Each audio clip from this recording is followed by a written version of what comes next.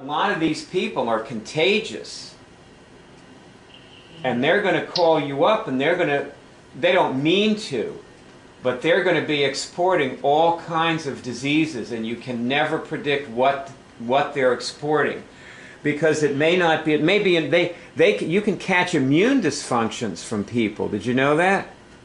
No, I did not know. No. Well, now you do, okay? Yeah. So somebody's going to call you up with a big immune dysfunction, and you know, you're a babe in the woods. You're immediately going to catch anything they've got, and then you and I are going to have to cure it, okay? Yeah. And the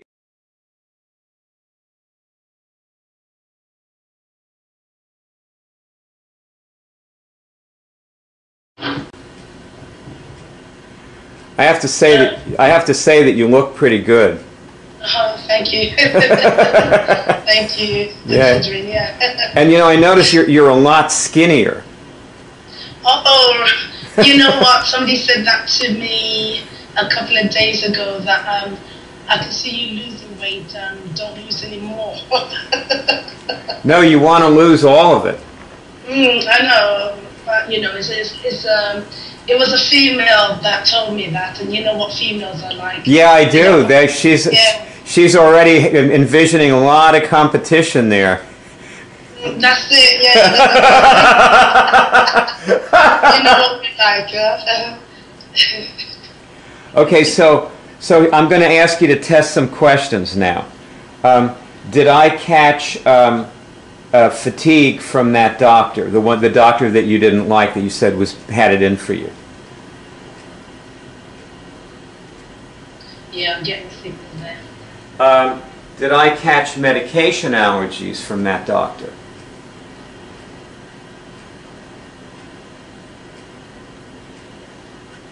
I'm getting a signal there as well.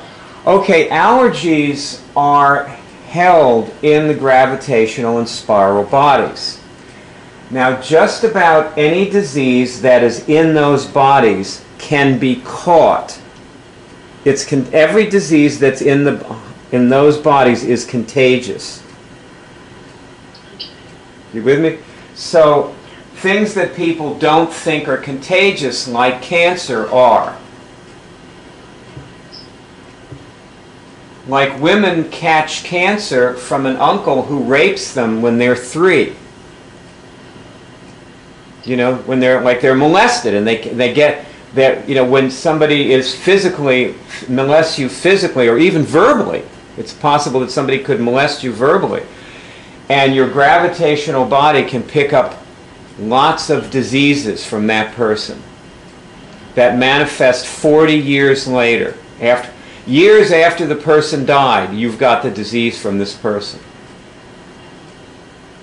Now, the reason that I decided to jump on here and make this emergency filming, which I wasn't going to film with you. I was just going to, because you're going out in a minute. Yeah. Like you're leaving. You don't have time to sit and make a movie. But I had to get this on film because people need to understand this. You with me? Yeah. Yeah, the people that we need. There's something, I can't hear you very well. Put your microphone in front of your mouth, for one thing. Move your mic. Okay. Is that better? Oh yeah, much. It's way better now. Okay. Okay. Right. See, you know, you were saying to me that I put you in the front lines. Like I put your movies up on the web, and I've got you posting your telephone number on people's movies so they can call you and get help with their cancer. Yeah. And a lot of these people are contagious, and they're going to call you up, and they don't mean to, but they're going to be exporting all kinds of diseases, and you can never predict what they're exporting, because you can catch immune dysfunctions from people. Did you know that? No, I did not know. No. Well, now you do, okay? Yeah. So somebody's going to call you up with a big immune dysfunction, and you know, you're a babe in the woods. You're immediately going to catch anything they've got, and then you and I are going to have to cure it, okay? Yeah. And the reason I'm doing this is because you need to go after these diseases and get them and cure them. All right. Franny once said, the way you get to be immune is you get sick and you cure it. Right, yeah. That is I get that. Yeah, that's one of my favorite Franny quotes. I thought that was just absolutely so insightful, you know? Like Franny, I tell you what, Franny hardly ever says anything, but when she does, we should listen. And the thing to do with her, what I've learned, is that she won't talk to you, but if you ask her a question, she can answer it. Right. So the thing, I try to ask her as many questions as possible. That's good. Like, It's similar like the flu jab, isn't it? yeah. I mean, they give you a jab. It's actually flu, and they expect your body to become immune to it. Exactly right. That's exactly right. And in this case, the the thing that you catch, could be, for example, hiding. Like, let's say you talk to somebody, like you're talking to somebody with cancer, and they're hiding. Like, they don't want to tell their family they've got cancer. You know, there's a lot of people who don't want to tell their family they're walking around with cancer. And they're done. Like a mother, she knows she's going to be dead in 4 months, and she will not tell her son that she's dying. Yeah, they're in denial. Yeah, you knew that, right? It happened to me. Okay, so you were doing that. Yeah. Yeah, right. You were in denial. And also, sometimes these people are not in... See, denial is another immune dysfunction, and that's contagious. But these people are hiding. They know they're going to die. They're certain of it, and they're still not telling anybody.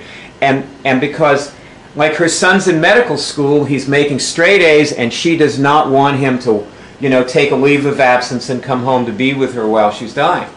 Yeah. So she just won't tell him. She's hiding the cancer, see? She's hiding from her son. And that's contagious. You could catch that when you're talking to her. Okay. See, and your job as her person who's helping her get started curing it, like the first thing she's got to do is call her son up and tell him to fly, take a leave of absence from medical school and fly in and help her cure it. Okay. And your job is telling her that.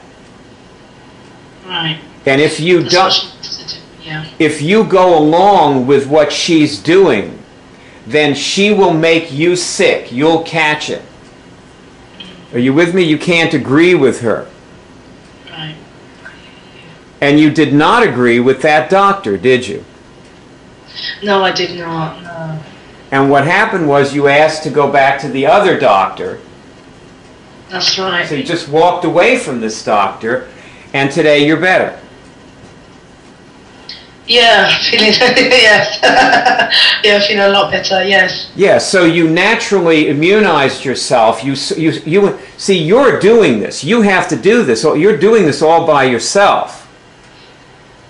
You're alone there grappling with this, and here I am just feeding you information that you can use. That's what I do. That's right. Like, I'm just like helping you get started. Like, I'll tell you where the lesson is, like I told you about that Muncher's lesson. Yeah. That turned out to be a very timely thing, didn't it? Yeah, surprisingly, yeah, that's right. It worked out quite well. Like, I didn't know anything about the other doctors or anything like that. I didn't know what was happening to you, but somehow intuitively I just thought of this lesson, popped into my mind, and that's why it's good to have people around you. Very true. Yeah. So what you're looking for is on the web is you're looking for people who will contribute. Like people who call you with cancer, that them having cancer and wanting help is not good enough. They have to be willing to contribute. You know what that, and by that I mean everything: money, time, focus, and their intuition, and their power, and everything else. They've got to contribute everything they've got, or you got to, keep a safe distance from those people. I hear you. You know, there's a whole series of talks. There are lessons on something called the fairness distance balance. Right. And the idea is that people have to be fair with you and you have to be fair with them. Right. So that's what you and I are trying to live by, a code of fairness, you know. We're trying to treat people fairly, and also we must insist that they treat us fairly and each other fairly. If people are treating us well, but they're treating themselves well, but they're not treating the people around them well, we have to immunize ourselves against that, or we're going to catch it. Wow. Yeah? That's big. Yeah. Yeah. So that's why I told you that you need to be in the front line, because if you're curing cancer, that's where you want to be. Because the more you expose yourself, all other things being equal, the more immune you'll get, the faster. Okay, I understand now. Yeah, I get Right. it. Right. So you ran into something that we see a lot of. You ran into a doctor who's actively exporting cancer and medication allergies and all these symptoms such as fatigue to her patients. Me, yeah. Yeah, you, but no, she's doing it with everybody. Right, yeah, that's right, not just me, yeah, that's right. She doesn't know that she's doing it, and she does not discriminate. She just is making everybody sick. Yeah, and you know, yeah, and you know, it's an attitude as well that is not very conducive to the work that she's supposed to be doing. Test this question. Is it her attitude?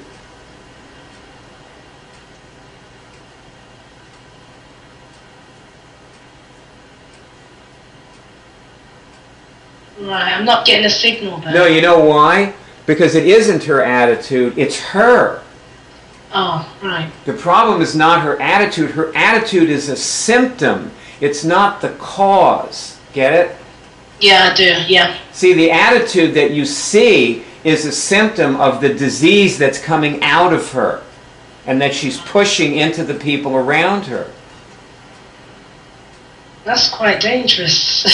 Yeah, well, you know, doctors they're like everybody else, you know. Like you have another doctor who's very good, you know, he's a healer. What's the other doctor's name? I can't remember. Sorry. Sorry. That's okay. What's the other doctor's name? I can't remember his name. What is the name of the doctor that you like? Dr. Johnston. Okay, so test, is Dr. Johnson a healer?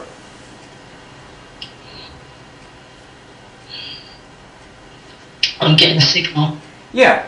I was testing that around 70% of doctors are healers. They're really good. I tested that many years ago. And like a lot of people hate doctors because the ones that are not healers, the sick doctors, they're more obvious. Mm-hmm. You know, the people who do good just don't get noticed as much in this world. Okay, yeah. That's true. That's just the truth. The bad people are always the loudest. Yeah, that's right. You know, they're always the loudest. So our job is to find the good ones. We're looking for the good ones. Okay? So we're trying to sort through people, and that's what you're doing in the front lines. You're finding people who are going to cure their things, and then you're helping them get started. Yeah? Good? Yes. Yeah. Yeah, it's good. Okay. All right. Area code 813-672-3419. Ta-da, ta-da, ta-da.